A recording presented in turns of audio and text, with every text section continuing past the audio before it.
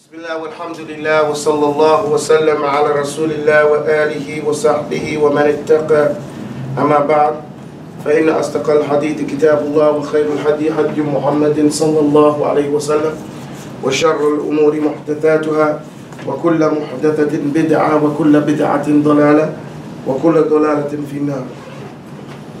All praise belongs to Allah, and we are here today on our second day of tafseer al Qur-aan. We are in Surah al-BaQarah.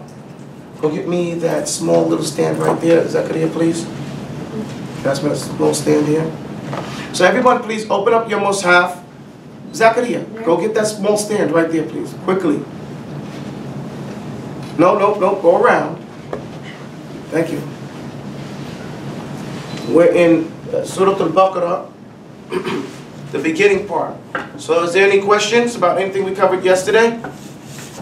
And the reason why we didn't come back, because I got a lot of calls and complaints and ugly faces from people saying that it was too long. Okay? So our intention is not to make it long and difficult for the people, but rather our intention is to make it easy and fun for the people. And so we're going to do a little bit. Okay, so today we're only going to do 1 hour, inshallah ta'ala. Well, how many time? 1 hour, inshallah ta'ala. And we'll just continue to go in that fashion. Whatever we cover, we cover. Whatever we don't, we don't. Okay, so we begin the Qur'an. Remember the last juz that we did, the last surah that we did was Surah al-Hamd. Okay? And in Surah al-Hamd, we learned that surah in and of itself is a dua. What is Surah al-Hamd? Surah al-Hamd is a dua. And another name for Surah al-Hamd is called? Surah al-Fatiha. Al-Fatiha. Okay? And we also learned to have the Sab'a Amathani, wal Qur'an al-Kareem, that there are seven points to that particular surah, that are the 7 oft-repeated themes in the whole Qur'an. One of them is what? Tell me what one of them is. A tawheed. Come on, guys. The Qur'an is about what? Tawheed. And then, how many types of tawheed are there? There are two types. Two types of tawheed. Tawheed from us to Allah, and tawheed in Allah in Himself. Okay, right? No. Okay. So the tawheed from us is that we single Allah out, right? No. We isolate and single Allah out for our ibadah and our slavery, that we're going to be His slaves of Allah. And the tawheed of Allah Himself is that He is the one and only and totally unique, okay? In Himself. So He is one, all right? And we recognize that about Allah subhanahu wa ta'ala. So now, go get that for me, sister, please. So now the next thing is that we went on, the other part was the qasas. There's stories in the Qur'an, right? Stories make up how much of the Qur'an? 1/2. 1/2 of the Qur'an. When stories make up half Qur'an, right? Stories make up half the Qur'an. Write that down, guys. When you guys hear this again, write it down. By repeating it often, then you'll remember it, inshallah ta'ala. Okay? So the next thing, the next part of it is, and stories make up half Qur'an. Now, and the third part is ahkam. What do we call it? Ahkam. And these are the rules and regulations and the laws of the Sharia that are in the Qur'an. Now, with regards to the stories, we want to mention 4 parts of them. Number 1, they have the prophets in them, right? And the prophets are talking about the last day. And they're telling us that on the last day, people and jinn are going to go to 1 or 2 places, the Jannah or the Nar. And so that makes up the 7 points which are going to be mentioned over and over again in the Qur'an.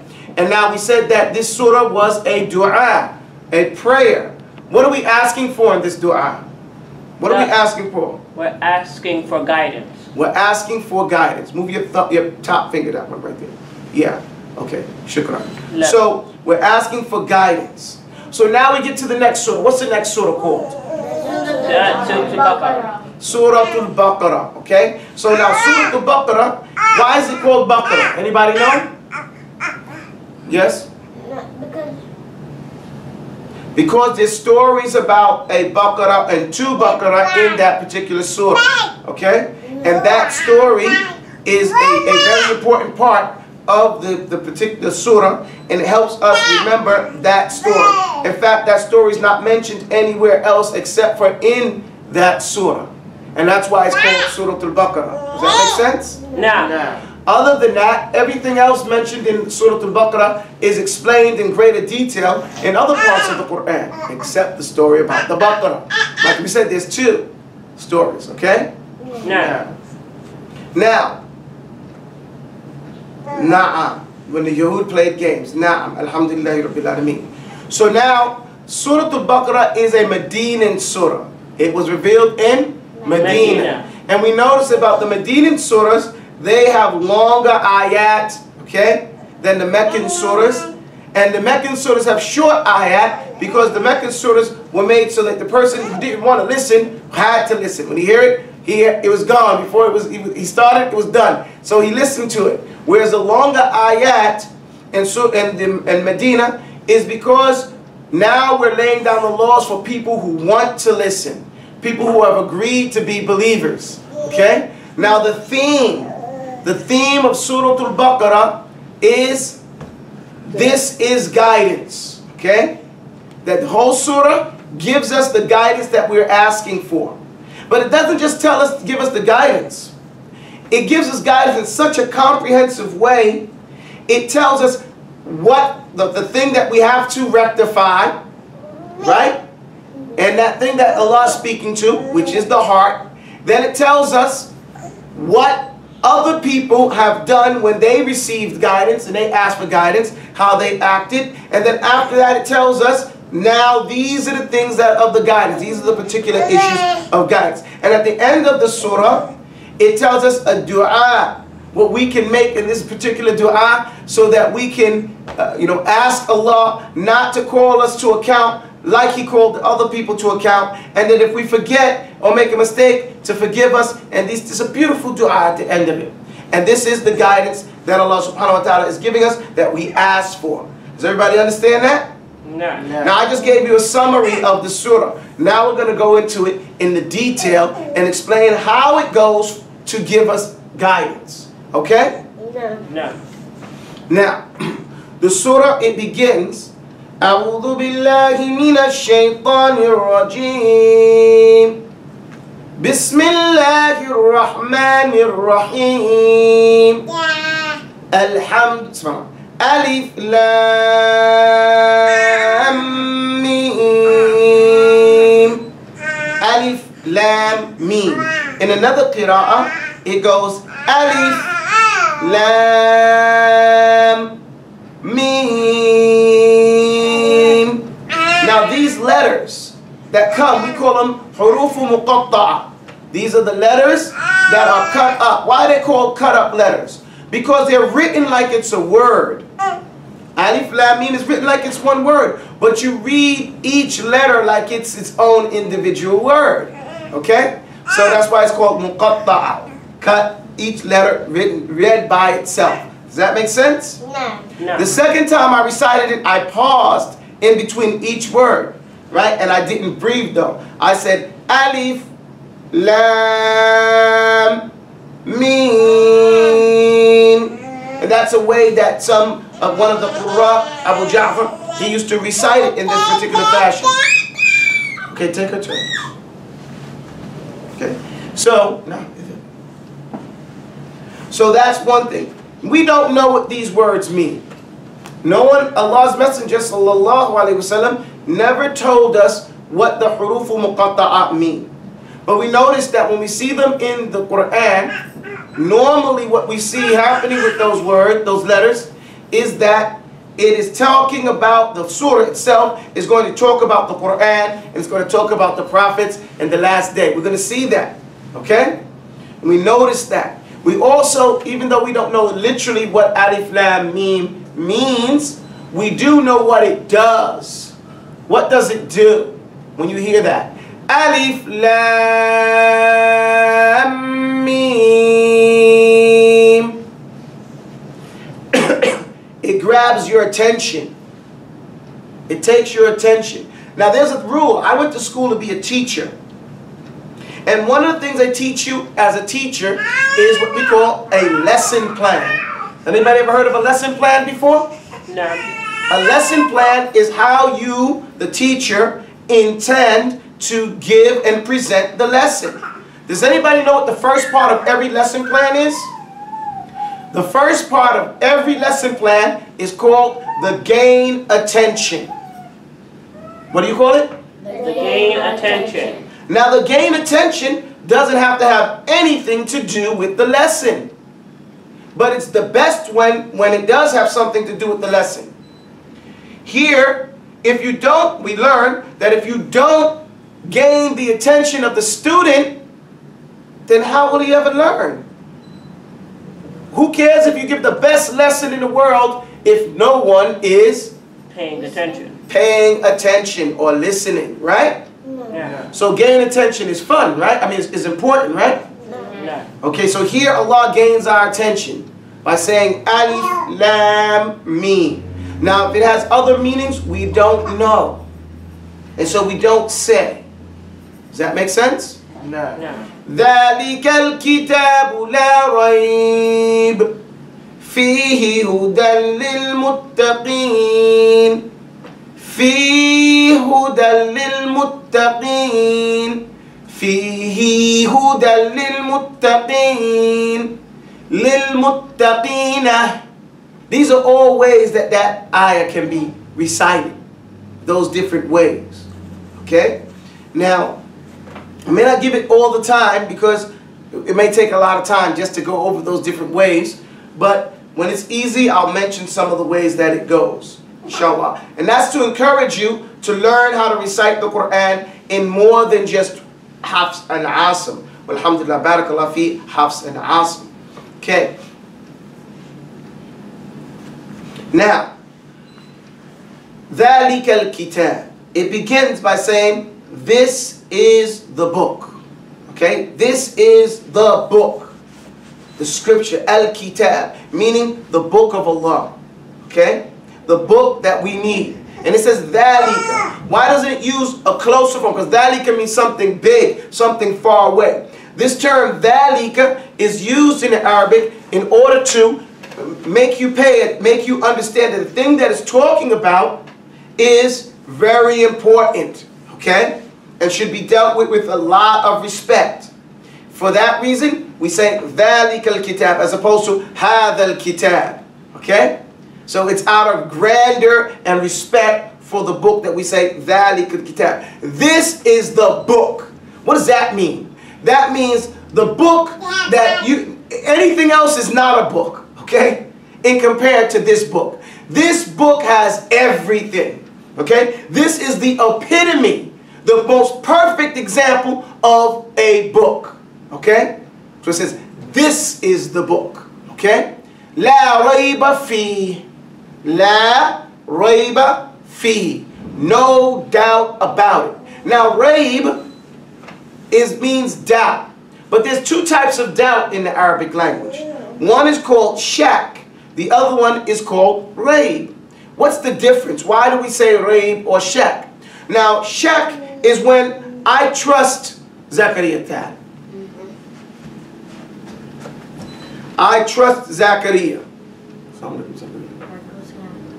But I may not trust that he can go to the store with $100 and get all my change back. How old are you?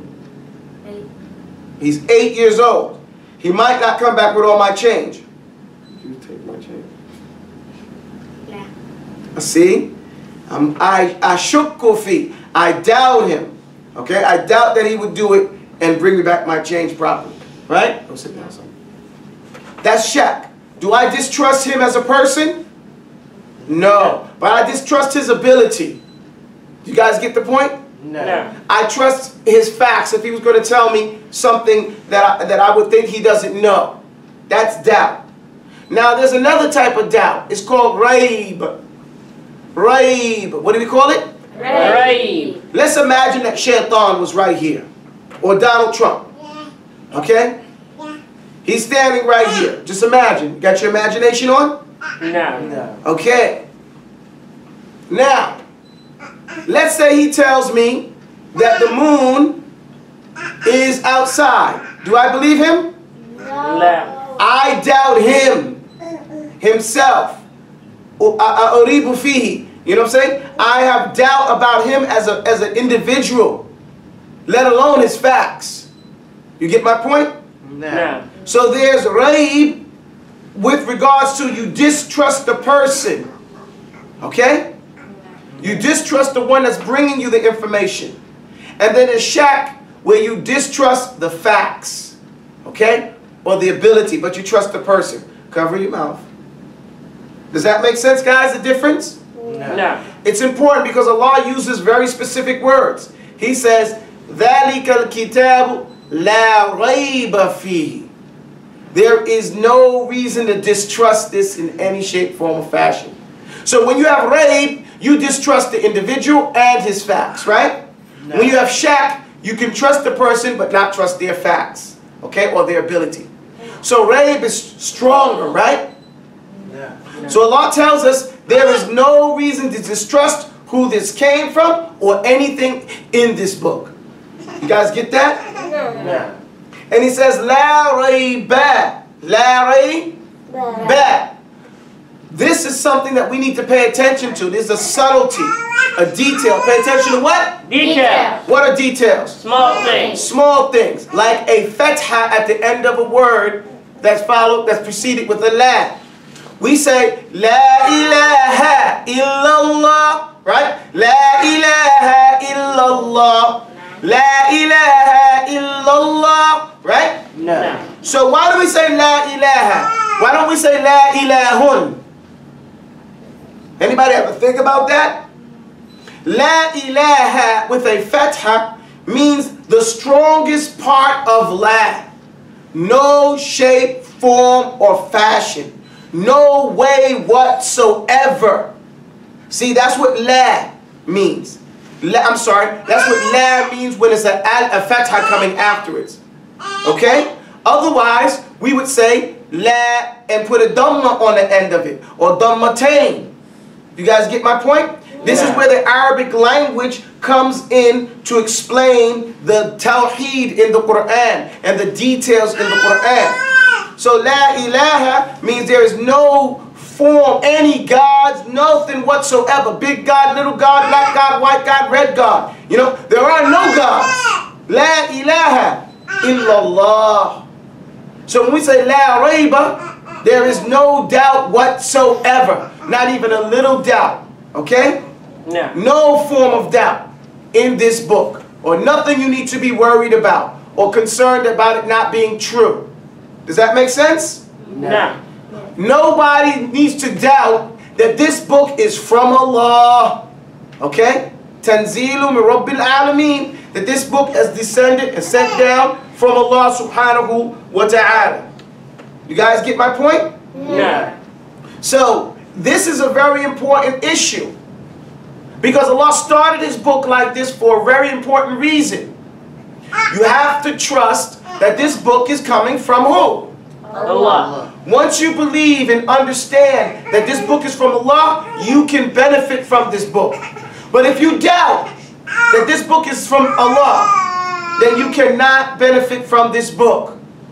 Does everybody understand that point? No. That's why Allah subhanahu wa ta'ala, and Allah knows best, why He starts the book by letting us know there is no doubt whatsoever that this book is from Allah. Okay? No. None. So let her go. Give it to her mother. Pick her up and give it to her mother.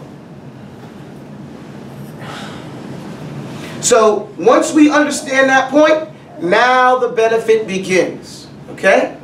No. فِيهِ هُدًى لِلْمُتَّقِينَ.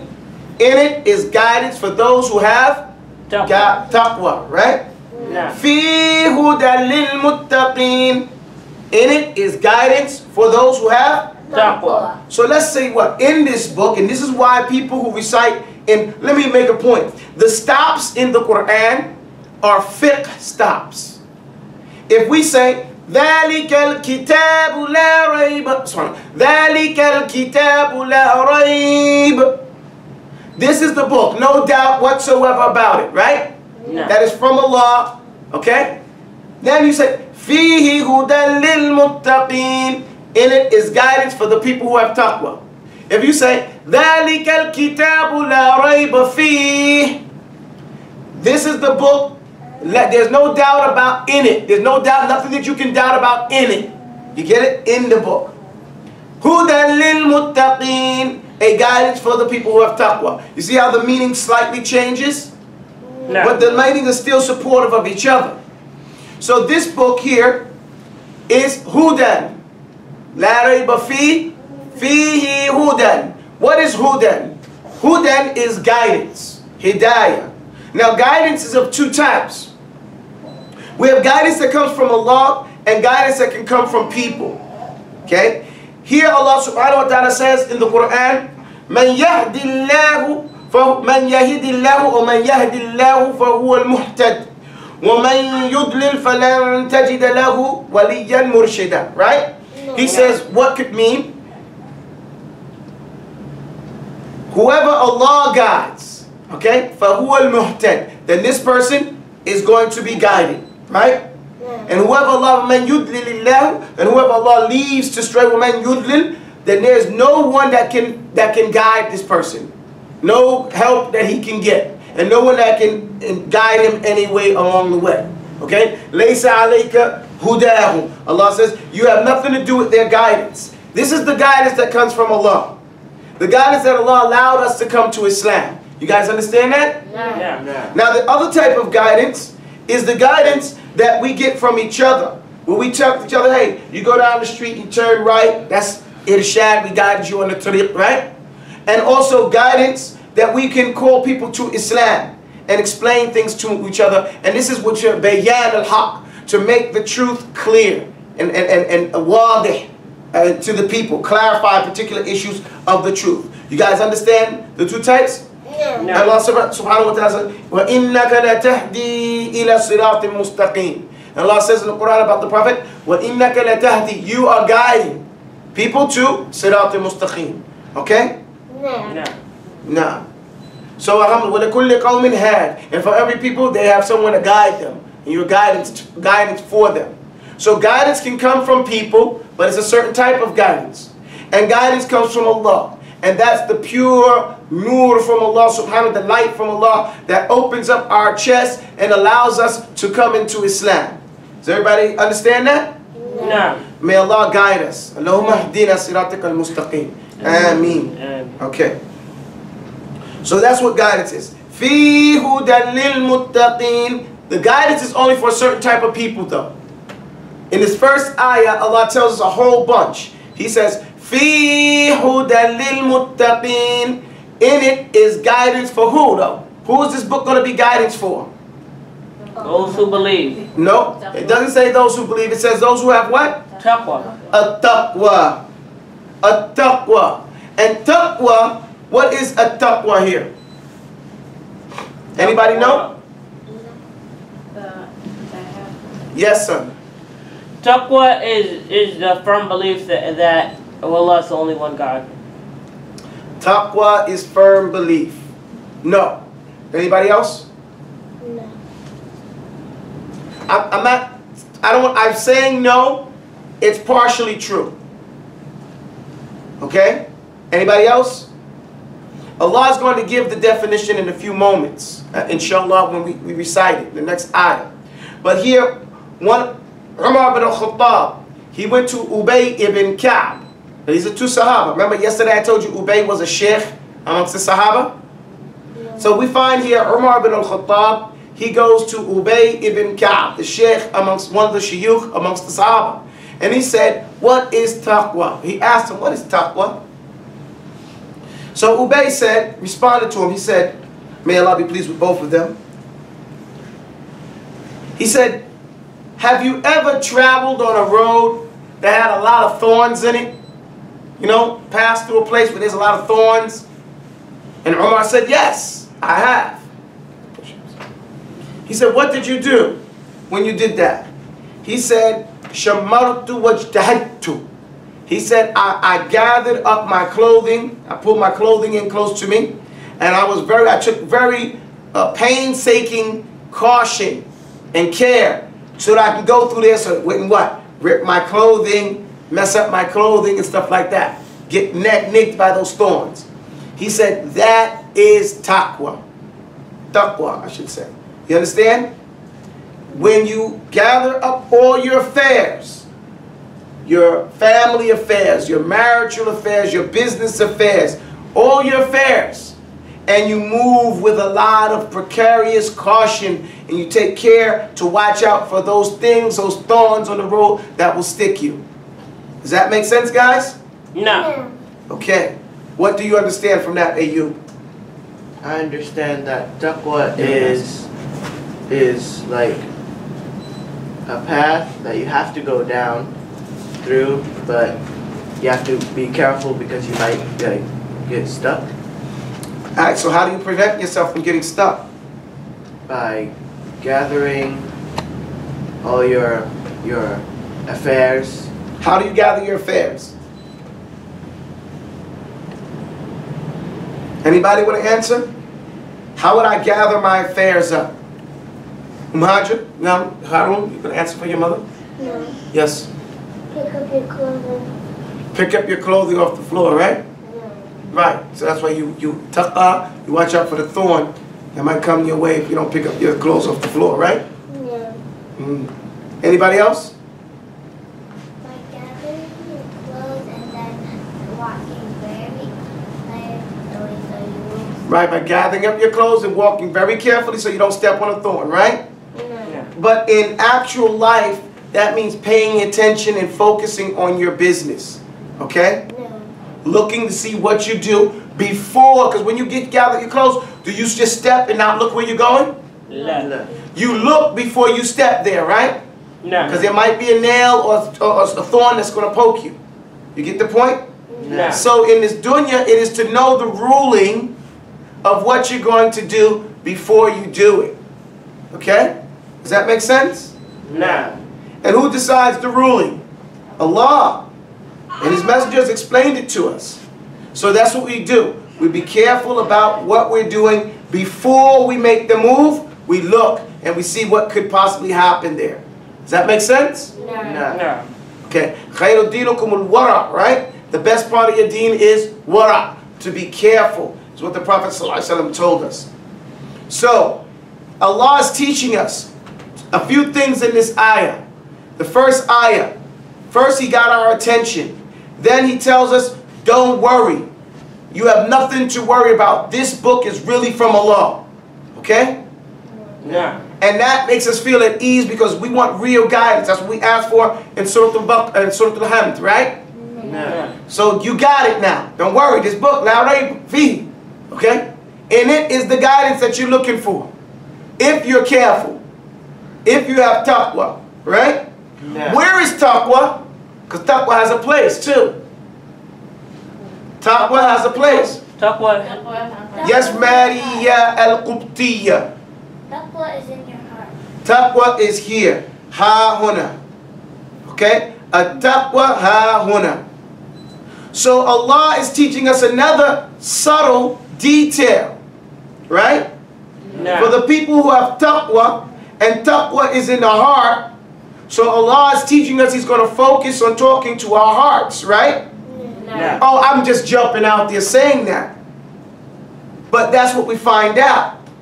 Because Allah says, what? Who are the people with taqwa? الذين يؤمنون الذين يؤمنون بالغيب. Right? No. الذين يؤمنون بالغيب. Allah says, the people with taqwa are those who, الذين يؤمنون or يؤمنون, those who believe. What do they believe in? The Allah. Al-ghayb, right? The unseen. But she said Allah. So what is al-ghayb? Literally, it means the unseen things, right? no. Literally, it means that. But what are the al-ghayb? They said the best thing that you could believe in is al-ghayb. The unseen things. Not your left hand, your right hand. Not you, Yunus. Yes, yes. Angels and Allah. Angels and Allah. Just the angels and Allah? No. La, thank you. He says your twin sister. The angels, Allah, and the jinn. And the jinn. Okay, what it is this. Al-ghayb. Let's talk about the ghayb. We're going to mention it. There are a lot of things that are unseen, right? No. But Allah teaches us this by the end of the ayah, the end of the surah. So we call this in tafseer tying up the beginning with the end. What is the last part of Al-BaQarah? What does it say? It says, آمن الرسول بما أنزل إليك من ربك والمؤمنون كلنا آمن بالله وملائكته ورسله وكتبه. Okay, you see this? We start to name what the ghayb is at that part too. So the ghayb are not only the 6 articles of Iman, is to believe in, well, let's name them. Belief in Allah, His angels, His books, His messengers. What else? The qadr of Allah, right? Is also to believe in what? It's also to believe the last day. Okay? No. Yawm al-akhir. It's also to believe in what? His books. No, well, we already mentioned all those things. We mentioned His angels, but it's also to believe in The fire? no, the fire, the Jannah. We also to believe in the Ayn. What's the eye? The Ayn is the evil eye. But when we say Yawm al-akhir, it encompasses the belief in the fire. It encompasses the belief in the nar. What's it called? The Jannah. It encompasses the resurrection, being raised up. It encompasses life in the grave. Okay? No. It encompasses the sirat, the path, the mizan, the scale. Okay? And whale and the different things that Allah has told us. And also believe in the books is to believe in all the stories of the prophets that came before. Right? And what's going to happen in the future. You guys get that? No. No. So all the things that the Prophet ﷺ told us about is called al-ghayb. Okay? Those unseen matters. Take her outside. You want to turn on this light? Is that good? So all these things are the ghayb. Does everybody understand that? No. So it says, الَّذِينَ يُؤْمِنُونَ بِالْغَيْبِ وَيُقِيمُونَ الصَّلَاةَ. Right? And those people who يُقِيمُونَ الصَّلَاةَ or وَيُقِيمُونَ الصَّلَاةَ. Those people who do what? They establish the salah in their life. In Warsh we say salah, and in the rest of the qira'at we say salah. Okay? Those that establish the salah. Okay? وَيُقِيمُونَ الصَّلَاةَ وَمِمَّا رَزَقْنَاهُمْ يُنْفِقُونَ. And from what Allah has provided them with. Okay? No. What do they do with that? They hoard it up? They keep it to themselves? They give it to the poor. They give it to those who deserve it. Okay? They spend it on their family. They spend it on their children, their wives. On themselves in establishing the deen of Islam in this dunya. Okay? No. This is the things that they do. They feed the poor. They take care of all these particular types of issues. They make hajj and umrah. They make hijrah when they live in the land of the kuffar or in the land that they can't practice their deen properly. All these things are from what they spend. وَمِمَّا رَزَقْنَاهُمْ يُنْفِقُونَ. And you can say it that way. وَمِمَّا رَزَقْنَاهُمْ يُنْفِقُونَ. In the qira'ah of Ibn Kathir. Everybody understand that? No. Is that it, Zainab? Was there more? وَالَّذِينَ يُؤْمِنُونَ بِمَا أُنزِلَ إِلَيْكَ وَمَا أُنزِلَ مِن قَبْلِكَ وَبِالْآخِرَةِ هُمْ يُوقِنُونَ وَبِالْآخِرَةِ هُمْ يُوقِنُونَ وَبِالْآخِرَةِ هُمْ يُوقِنُونَ. Right? Nah. So Allah subhanahu wa ta'ala says, and not only that, وَالَّذِينَ يُؤْمِنُونَ بِمَا أُنزِلَ إِلَيْكَ, and those that believe in what has been sent down to you. Who's the you here? The Prophet Muhammad sallallahu alayhi wasallam. He is the one being referred to here. Okay? Everybody has to believe in the message sent to our Prophet Muhammad sallallahu alayhi wasallam. Okay? وَمَا أُنزِلَ مِن قَبْلِكَ, and what was sent down before him. What are we talking about? The Bible. Okay? And the other books that we don't have. We have to believe in those books as well. What do we believe about them? We believe three things. Okay? We have three stances with regards to the books that came down before the Prophet Muhammad sallallahu alaihi wasallam. The first thing is when we find something, we call these Israelites, right? The Israeli statements. I see you frowning your board. Yes, we listen to the stories of the Jews, okay, and the Christians nowadays. We listen to them. And if that story is the same story that we have in the Qur'an, or it confirms the story that we have in the Qur'an, we openly believe it. And we say we believe in that story. Even if it's in the Bible, even if it's in the Torah, the Injil, the New Testament, we say that is the truth. Do you guys understand that? No. Now there are some people who say, no, we don't want to listen to the Israelites. Well, Ibn Kathir wrote a very famous book, and he put in the Israelites, right? Stories of the Jews. Did the scholars at that time reject it? No. They said it's one of the best books ever written on tafseer al Qur-aan. Nowadays, people want to take the Israelites out. We don't say that's correct. Why? Because the Prophet sallallahu alaihi wasallam, he said, "Balligh anni walau ayah." Narrate about me, even if it's just one ayah. Okay? وَحَدِّثْ عَنْ بَنِي إِسْرَائِيلَ وَلَا حَرَجْ. And narrate the stories of Bani Israel, the children of Yaqub, and there's no problem with that. And don't feel no way about it. That's what haraj is. Haraj is something going across in your chest, you don't like it. Okay? Don't feel no way about it. So, that tells us we should not feel any way about narrating the stories of Bani Israel. Except, we have three stances. Number one, when it is conforming and going along with the stories we already know from the Qur'an, then Allah says, مُصَدِّقًا لِمَا بَيْنِ يَدَيْهِ. It is confirming what you already have of the previous books, right? No. But what if it doesn't go, it goes opposite? What if it says that the Prophet was a bad person? Do we confirm that? No. No. Then we know this is amongst the messages that were sent down from Allah that have been retarded, that have been changed and altered by the people. Either intentionally or unintentionally, they have changed up these particular things. Okay?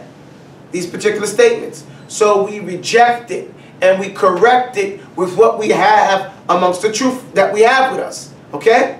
We say, yes, this prophet did exist. Yes, the story is something like that, but here's the reality of the story. This is the truth of the story. So we correct it. Does everybody understand that? No. Now, what if the story that they have, it doesn't go, it's not the same story we have, but we don't even have that story. And the story that we have, that they have, it doesn't go against any Islamic principle that we do have. What do we do then? We still don't accept it? No, it's not that. We don't say anything about it. We tell the story though. Okay? We say it's been narrated, this, that, and the other thing. We tell the story, and that's it. Alright? Just tell the story. We don't say this is the truth. We don't say this is a lie. But rather we say this is what we have narrated from Bani Israel. As some person said, we don't confirm or deny. We act like the CIA. Right? No. We don't say, we say this is what's been narrated. And we let it lay. Do you understand our three stances? وَمِمَّا رَزَقْنَاهُمْ وَمَا أُنزِلَ إِلَيْكَ وَمَا أُنزِلَ مِن قَبْلِكَ. Okay? بِمَا أُنزِلَ إِلَيْكَ وَمَا أُنزِلَ مِن قَبْلِكَ. What was sent down to you from the Prophet ﷺ, and what was, to the Prophet ﷺ, and what was sent down before. How many stances do we have with regards to the things that came down before? What's that? 3 stances. The first one is that if it goes along with what we say and what we find in the Quran, what do? We accept it. We accept it. If it goes against what we know from the Quran and the Sunnah, we deny it. We reject it and correct it, right? Say reject and correct. Reject and correct. If it doesn't go against our stories, but we don't have that story, what do? We don't do anything. We don't say anything about it. We just say it has been. We narrate and don't say anything, right? No. We narrate and leave it, let it lay. Okay? Does everybody understand that? No. And that's the stance that Allah is teaching us to have with the Quran. Because remember, I want you to imagine now, that you're a person, you have no guidance. And you come across this book and it tells you, I want you having your heart, I want guidance. And you see this prayer in the beginning part of the book. And you say, you know what, I like that prayer. You don't know Jews or Christians. You say, you know what, I get the point. Do what you're told. In Al-Fatiha, it says, you want to be like those people who Allah has blessed. I want to be like the people who Allah has blessed. Not the people who Allah is angry with. Nor the people who who have gone astray. Yeah, I want to be that way. And then you start reading, this is the book, no doubt about it. This is it from your Lord, right? From Allah. In it is guidance for those people who are very careful. Very careful. Who are those? How can I be very careful? How can I become this? Those who, they believe in the unseen things. Oh man. Do I believe in those things? You have to question yourself. Do you believe in Allah? That there is one God? Yes. Okay? I have a question here. It says, how do we balance confirming the stories of the people of the book without giving da'wah through their books? You don't have to use their books. Okay? You give da'wah, whether the story is from Bani Israel, from Ahl al-Kitab or not. We give the story. We say that Ahl al-Kitab says this story. It's no problem. We're not rejecting Ahl al-Kitab of having guidance. We're confirming that prophets, true prophets, came to them. We are in a continuation of that da'wah. So we're not against them like that. Okay? We're not trying to stop any truth that they brought. And we're only correcting those things that they got wrong. That's all. We don't have to have this oppositional attitude towards them. I hope that makes my answer clear. We put the truth forward and let the coins line where they are. So, where was I? Okay, do you believe in Allah? Yes. And his angels? Yes, I believe in angels. And the books that were sent down and the messengers that brought them? Yes. Do I believe there's going to be a last day when I'm going to be resurrected and questioned? Yes. Okay. Do I believe in the decree of Allah? Yes. And from that the qadr of, the qadr of Allah's decree. And from that the ayn, that there's evil eye. Yes. Do I believe there's going to be life in the grave? Right? Yes. Do I believe in the Jannah and the Nar? Yes. Believe in all those things, right? And there's a path over Jannah, a bridge, and we're going to have to go. And all the things that the Prophet told us about, yes. Okay, let me go forward now. Now, I may not be clear on all of that. I believe it, but I don't know all the details to it. At this point, I don't need to know all the details, right? All I know is that these things exist. I believe in them. You guys with me? No. No. We're going through the Quran. Now I believe in this book that Allah sent down. Okay, I believe in it, but I don't know everything in it yet. But I believe that it's from Allah. And I believe in the books that came before, the Ahl al-Kitab books, the Bible. Okay? And the books in the Bible. Now, I don't know whether that stuff is true or not, but whatever I find to be true in the Quran, I will believe in. Whatever I find goes against it, then I won't believe in. And everything that comes that does not really go against it, but they don't know about it, I'll just say, okay, let me just keep reading. See what happens next. Maybe something will come to confirm it. Right? Stand up, baby. So let's go back now. What do we do next? Anybody got the ayah? Alif Lam Mim. ذلك الكتاب لا ريب فيه هدى للمتقين الذين يؤمنون بالغيب ويقيمون الصلاة ومما رزقناهم ينفقون والذين يؤمنون بما أنزل إليك وما أنزل من قبلك وبالآخرة هم يوقنون وبالآخرة هم يوقنون. And they are certain about the last day. There's something about the last day that we have intrinsically, naturally placed inside of us, that we know that this dunya is not the end of all things. And that this life has a purpose, and that there's going to be a last day. What's going to happen on the last day? Yawmuddin, right? No. Allah told us, Maliki Yawmuddin. So He mentioned it twice now, right? No. He called it Yawmuddin wa Yawmil Akhirah. Wa bil akhirati hum yuqinun. And then with regards to the hereafter, and now the Akhirah is more general. This is dealing with the life in the grave. This is dealing with the resurrection. Okay? We are certain about this particular activity. And then after the resurrection, the judgment and the putting in either the paradise or the fire. May Allah keep us out of the fire. Ameen. Ameen. So we have to be certain about that, not doubting. You see in the beginning He says rayb, and now He says yuqinun, certainty. The opposites now, right? Have no doubt that this book is from Allah. No fear or anxiety about it. But be certain as well about the last day, the hereafter. Those things. So do you guys believe in that stuff now? No. Okay. So we're good. We're all right. We believe in everything in the Mus'haf. Do you guys believe in everything so far? وَبِالْآخِرَةِ هُمْ يُوقِنُونَ أُولَٰئِكَ عَلَىٰ هُدًى مِّن رَّبِّهِمْ وَأُولَٰئِكَ هُمُ الْمُفْلِحُونَ. And that's in the qira'ah of Hamza. He says, أُولَٰئِكَ. These are those. Who are those? Everything that we just described right now.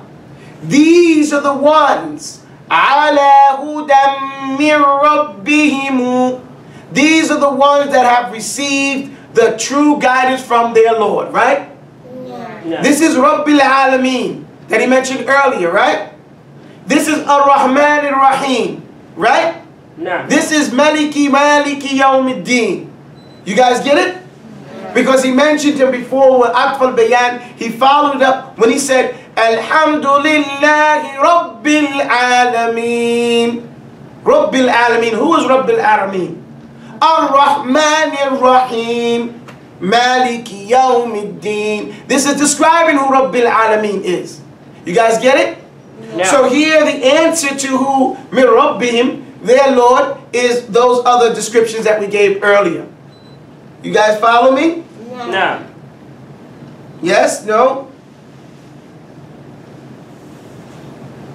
Okay. So now we're going forward. أُولَٰئِكَ عَلَىٰ هُدًى مِّن رَّبِّهِمْ. How many types of huda is there? There's two types of... Right. There's huda from who? Huda from Allah. And huda from? People. From people. So He's clarifying which huda here, right? This is showing you that there is different types of huda. He says, هُدًى مِّن رَّبِّهِمْ وَأُولَٰئِكَ هُمُ الْمُفْلِحُونَ. Right? هُمُ الْمُفْلِحُونَ. These are the ones that are on the right guidance from their Lord. So if you want guidance that you ask from your Lord in the first surah, right? اهدنا الصراط المستقيم. You asked Allah for guidance, right? No. You asked Rabbil Alameen for guidance, right? No. Now He said, do these things if you believe in these characteristics. These things that not character. If you believe in these, if you encompass these characteristics, if you believe in these things we've just mentioned, then you will be following the guidance from your Lord. Okay? وَأُولَٰئِكَ هُمُ الْمُفْلِحُونَ. And these are the ones who are muflihun. What is this word muflihun? What does it come from? Do we hear this word every day? Do we know this word? I'm asking. No. Or is it some strange word? No. Whenever we're called to come to salah, what do we hear? Except for this morning when Ayub called the adhan. He said, Hayya ala salah. He didn't say Hayya ala salah. He said, Sallu fi makanikum. Sallu fi makanikum. Because it was raining. But other times we say, Hayya ala salah. Right? No. Hayya ala salah. Hayya ala falah. Right? Come to falah. What is falah? قَدْ أَفْلَحَ الْمُؤْمِنُونَ. Right? You win. You're successful. Faz. What is success for the believer? What is success? What is success for the believer? Oh, Ridwanullah. The pleasure of Allah. Right? Pleasing Allah. And when you get the pleasure of Allah, you get Jannah, right? Yes. Okay. Well, what's supposed to happen is Maddie is supposed to come and do that. Oh. Okay, no problem. Do you guys understand? So we want to get success, and success is getting into Jannah, and you won't get into Jannah until you get what? Till you get the pleasure of Allah, right? So we want to do things to please Allah. And the only way we can please Allah is by doing the things He told us to do. Ibadah. The word al-ibadah means for you and me everything that Allah loves and is pleased with. And we won't know that until Allah tells us those things. And where is He going to tell us those things? In the Qur'an, right? Okay. This is what I have today for you guys as a class. We stop right here. We're going to go through the Qur'an, inshallah ta'ala, and explain it piece by piece. I hope this was clear, what we mentioned today.